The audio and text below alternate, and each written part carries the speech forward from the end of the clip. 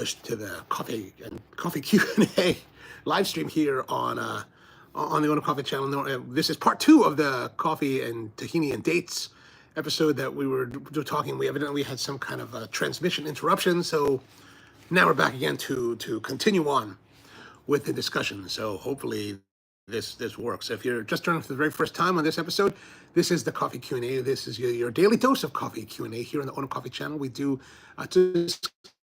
discussions about coffee and things around related to coffee most Monday through Fridays, 10 a.m. Eastern time. So welcome, and hope you enjoy it. But today we're talking about tahini. This is something I got in Saudi Arabia, tahini and dates. And so we've been playing around with this and talking about coffee and fruits, as well as, discovering the world and trying to understand what is happening with why people like to put nuts with dates. And it is so good. All right, where did we leave off? We left off.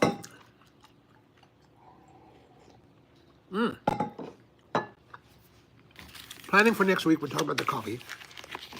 Is that where we left off? Because I know we got frozen. I guess everybody got frozen.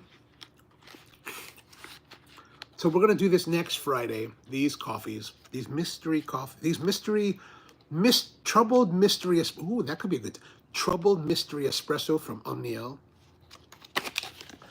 I'm gonna put those back in a little pouch so that I don't lose them. I know, Mom, take two. It was crazy. It's crazy. So, and that's the thing. When I use this thing, I never know what the time is. Oh yes. You're saying your story about the seaweed friend. So last month we were at the Specialty Coffee Association's Expo, which is the large gathering of it's the biggest coffee trade show in the world. Like, even though the SCA does all these like World of Coffee events in other parts of the world, they're all like if it's in your country and it's in your part of the world, it's worth going to. Like, if that's where you do business. But I wouldn't fly to any of them to do it myself. But the American one is the largest. There's like 35,000 attendees. So one of my old friends, Erwin Mirisch, is the head of Cup of Excellence. And they had a booth on the show floor. So we go there. And one day one time that I was there was Hoon and Brian Kwan. And there was one more other Asian YouTuber that I can't recall who it was anymore, but I was like, wait a minute. I think all of the Asian coffee YouTubers are here in one location at one moment. It's kind of funny. I think I'm the oldest. I don't know if Hoon, I think Hoon is younger than me. But it was kind of fun. And I must say, like I was saying that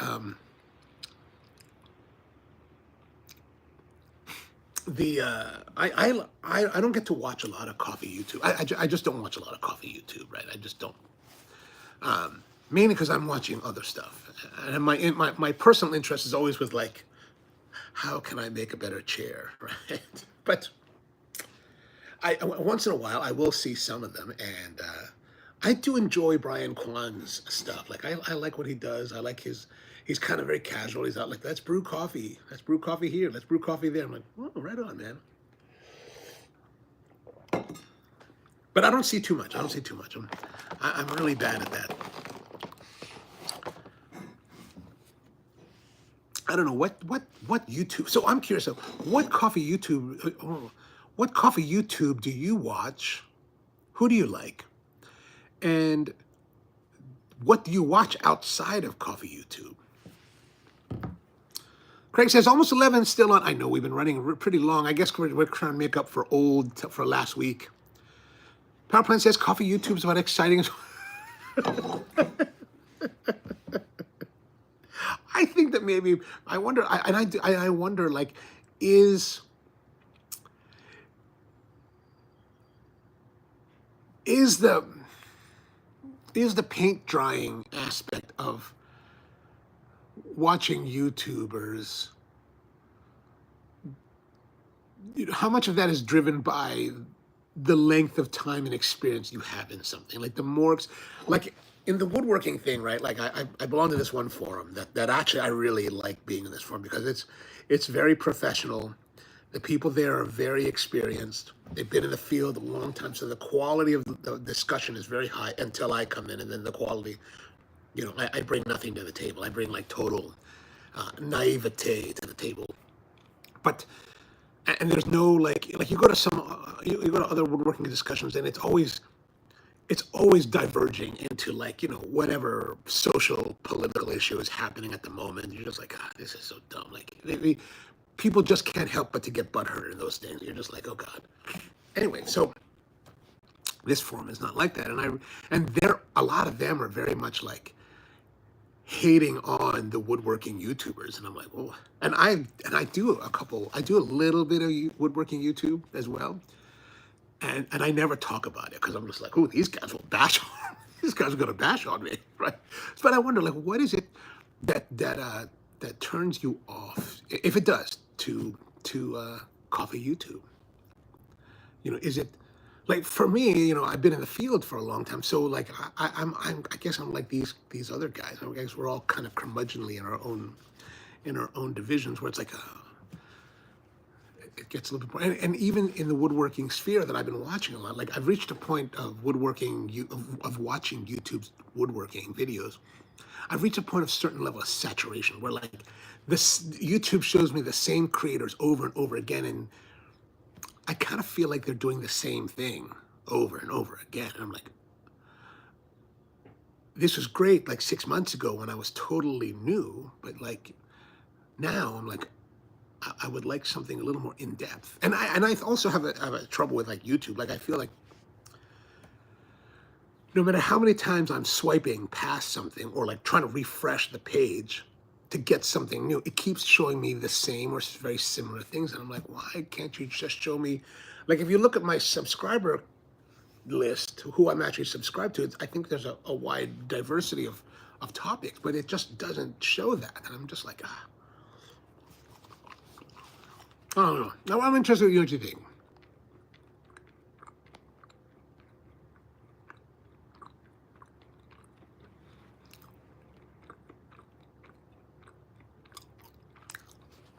And no, I don't think I don't necessarily disagree with that a lot of coffee YouTube is boring. A lot of YouTube is boring. And I can see how some people might see some of my own videos and they're like, that's some boring stuff, man. Like, who's this old guy, babbling on about some ridiculousness? Craig says, James Hoffman, the coffee chronicler, I'm not familiar with him, are the only ones that I will always watch pretty much immediately. Oh, nice. I almost, James Hoffman stuff doesn't come across actually, YouTube doesn't give me any. Well, it gives me, it very rarely pushes a video, a coffee-related video across my screen. The ones that do come up every once in a while is Emily Bryant, who I always kind of find her to be fun. Actually, I wanted to make a reaction video to one of her recent videos where she was reacting to this extreme latte art video that she had found, and I was like, oh, that's hilarious. I was thinking when I was actually listening to it while I was driving back from Connecticut, and I was like, oh, that's kind of funny. I need to make a reaction, but I just haven't taken the time to do that.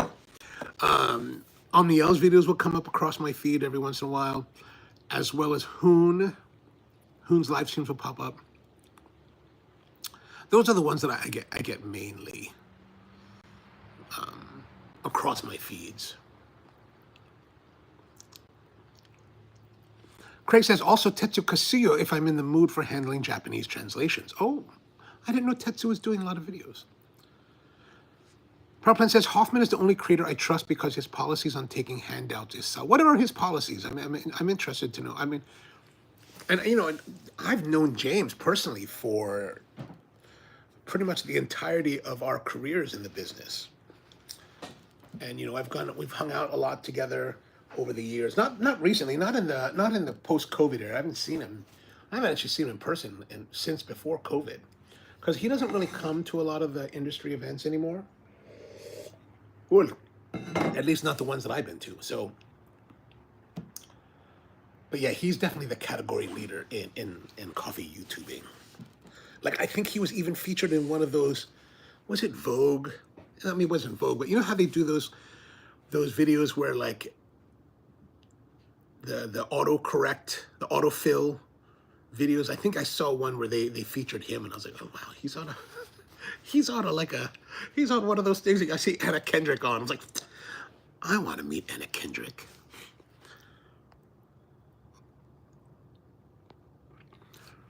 PowerPlan says no shills or grifters for me. I hear you. I hear. So I'm curious then, PowerPlan, who do you think are the big shills and grifters within the coffee sphere? PowerPlan says one of the most fun things was watching Prometheus and Weber implode. What happened with those two? I really don't know. I really don't know. I really don't know. Like I said, I'm not really paying. I don't really watch coffee YouTube. So, and Prometheus, I see him. I've seen a couple of his videos, or just I've seen him across. And was he a field professional, or was he as enthusiast as well? Oh, and Craig says that was a while ago. Ah. Yeah, I mean, I see what you're saying. I hear what you're saying, and I also think for me there's a reticence. Oh, here we go. Powerplant Spence, Spro got a new grinder and wasn't happy with it and went public, and Weber got his feelings hurt. Oh, so did he buy the grinder with his own money, or was he gifted it by Weber? I mean, honestly, if you're buying your product, I'm definitely of the belief that you can say whatever the heck you want. You bought it on Kickstarter, okay. Yeah, I think that, and that's why, like with pretty much things that we use on this channel, like I don't ask for anything from companies. Some companies may give me stuff, but again, it goes, companies or people within a company will give me things, but that's really mainly based on my personal relationship that's been built over the last 25 years in the business, right? Like this coffee was gifted to me like while we were walking the show floor. And the owner was like, "Oh, hey, would you like some coffee?" I was like, "Why, thank you." So I don't know where that falls in with your thoughts on the ethics and integrity part of it, but I'm not necessarily troubled by that. I mean, especially if I think that it's important to disclose that kind of thing and disclose relationships. But I do think that a lot of things, if you're buying product, spending your own money, you know, if a company gets upset that you bought the product and you were like, well, this is what happened, and I think it sucks. Well, yeah, it sucks for the company that somebody was out there saying that, especially a YouTuber. But you know, if the product, and which is why I think that, like, you know, when we had the issue with the Ode Gen 2, and it happened on this live stream, like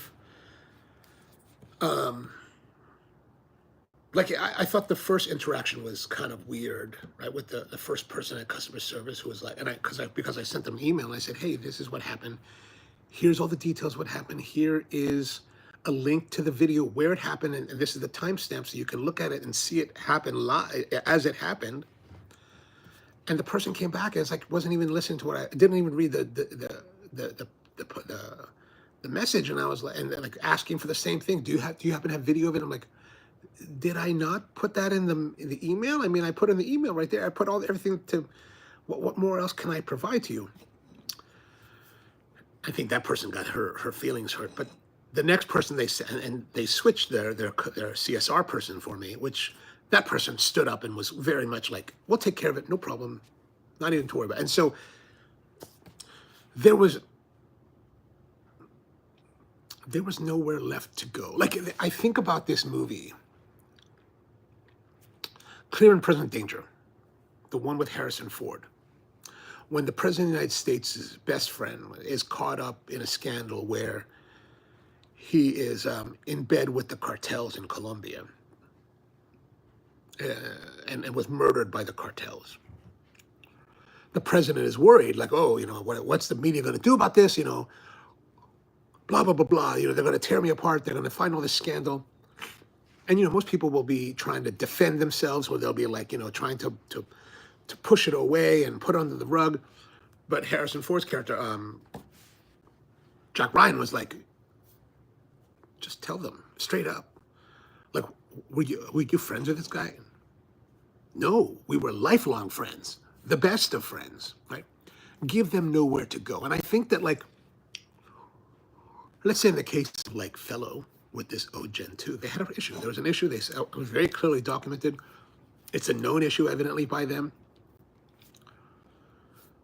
Hey, let's take care of you right away. We're going to send you a new one. Do you want me to send you the old one? No, don't send it back. We don't want it. You can do whatever you want with it. Do whatever I want with it. Like, even fix it and, like, make it work again. And they're like, they didn't care. They were like, we're going to take care of it. We're going to make it right. By doing that, it gives me nowhere to. If I wanted to complain about it and to make an issue about it, it really gives me nowhere to go with that, right? Like, because they stood up and took care of it. And it's like, perfect. And I think that, and I don't know what happened with Prometheus and Weber. And honestly, I don't really care, because it doesn't really have any bearing on my existence. But I imagine that, Prometheus bought whatever product they had, and they had a problem. He put it out there, and from what you guys are saying, they got butthurt, and they did whatever, they responded in whatever way to defend themselves, when it would have been just as easy to have been like, hey, you know what? There's a problem. Let us rectify it. Let me, and give Prometheus nowhere to go with being upset. Not to say that he's wrong to be upset, but I'm saying that if you take care of it, well, what is there to be upset about anymore? Sure, you can be a little bit irritated that, it took us some time and blah, blah, blah, blah, but they stood up and took care of it. And like I said, I don't know what the deal was with that, but I'm curious. I am curious, though. I mean, Craig says that he bought it but got early access. So they gave him a little favor. So I get that. So they gave him a little bit of favor, and he gets mad about it. And I think that's one of the dangers. Like, if you get early access to something, like early production run stuff, there could be issues. And Prometheus, I think, is a pretty fairly big YouTuber, right? And, I think people will listen to what he has to say, and maybe that might affect their sales, which is and I get the company has to look at the point of, like, okay, it's a good idea to release it early to a big YouTuber because they'll get more publicity. But if it goes wrong, it could tank it in both ways, right? So.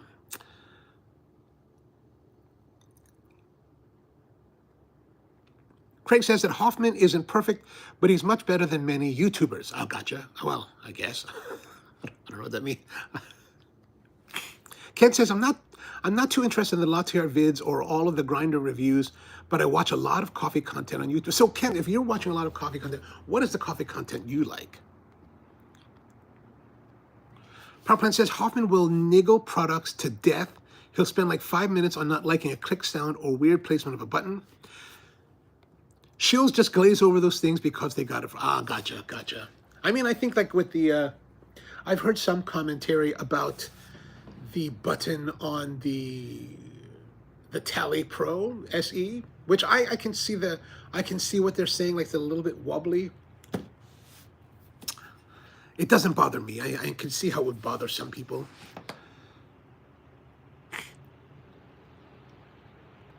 Baldhead says that, by the way, the O2 is tasting much better. Oh, good. In case you're wondering, the one that broke down that I couldn't fix on that one episode, I sent it up to Craig in Ottawa, and he got it to work. It's still working. It's a great grinder. And I think he says here, it tastes much better in my opinion, with the Time War 064 turbo burrs. Oh, good. I'm glad you're enjoying it. PowerPlan says, most of the coffee YouTubers I just take as entertainment and will look to other places for genuine review. I mean, so I'm curious, like, when you want, if there's a coffee product that you want a genuine review on, who do you turn to? Like, if the coffee YouTubers do not suffice, who are the legitimate sources in your mind? PowerPlan says, the get your bag era we are currently in is not great for genuine reviews. What does that mean, get your bag? I'm presuming that it has something to do with, like, trying to get as much gear free as a YouTuber from companies as possible. My thing is that I don't really want more gear, like coffee gear, because I've got so much. I really should have a sale. Craig says, for Prometheus, an internal Weber email convo was mistakenly CC'd to him, and the customer service rep wrote some pretty insulting things about Spur. Oh, well, you know what?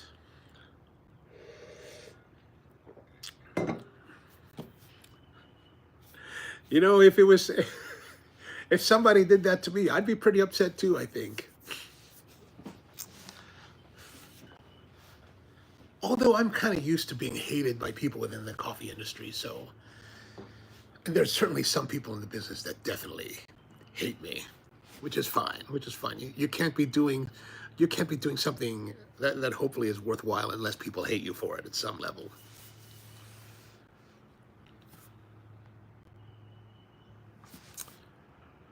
How would they mistakenly CC it to him? That just seems so